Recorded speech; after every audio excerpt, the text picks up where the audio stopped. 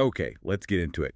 We are doing a deep dive on what was, probably the biggest match of the Euro 2024 group stage. Oh, without a doubt. Spain versus Italy. Exactly. This was basically a shootout for the top spot in what everyone was calling the group of death, Group B. And you have to remember the context coming into this one. Both teams had won their opening games. Right, but in very different ways. Spain looked uh, just incredible in that 3-0 win against Croatia. They really did. Whereas Italy, well, they managed a 2-1 win over Albania, but all the reports said they won it without truly impressing anyone. It was a bit of a grind for them. And the stakes here were fascinating. A draw would have actually been enough for both teams to go through to the knockouts. Yeah, that's because Croatia and Albania drew earlier, so 1 point would have sealed it for both.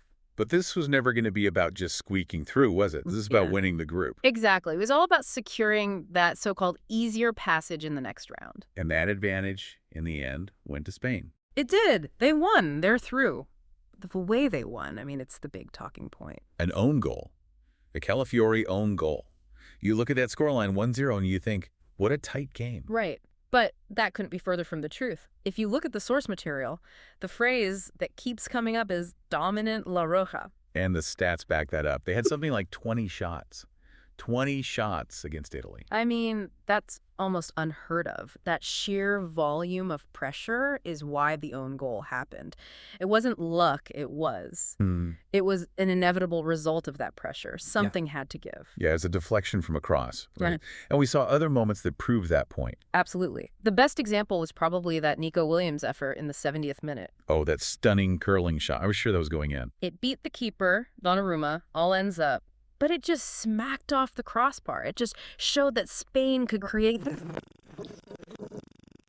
Okay, so that raises an interesting question for me. If they were so completely dominant, creating all these chances, why did the sources say Spain started to retreat around the 77th minute? That's the tactical side of it. It wasn't about them getting tired. It was a very deliberate decision from the manager. You mean the substitutions? Exactly. At 72 minutes, they take off Yamal and Pedri, 2 of their most creative players, and bring on Torres and Baena. So they were switching gears. Completely. They were switching from all-out attack to clock management. The message was, we have our lead, now come and get it. And that decision is what led to all that drama at the end of the match. It did. Italy finally had a bit of space to push forward, and you could just feel the tension building.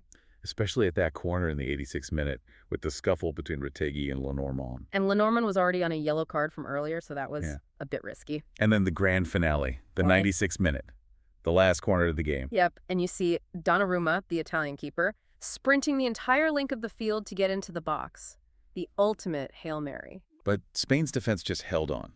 They were composed right to the final whistle. So when you step back and look at the consequences, it's pretty clear. Spain is comfortably into the last 16, and they've shown they can tactically dismantle the reigning champions. And Italy. Well, Italy is left with, as one source put it, a few questions to answer. Right. They got completely outplayed. Even if the scoreline looks close, they have to figure out how to deal with that kind of elite pressure. Which brings us to our final thought for you, the listener, to chew on. Spain proved they're arguably the most tactically dominant team in the tournament. No doubt. Yet the goal that secured them that easier passage was essentially a fluke own goal. So what does this mixed outcome really mean? It suggests they don't need luck, but they found it anyway. So the question is, can they rely on this combination of tactical brilliance and good fortune to navigate the chaos of the knockout rounds and go all the way?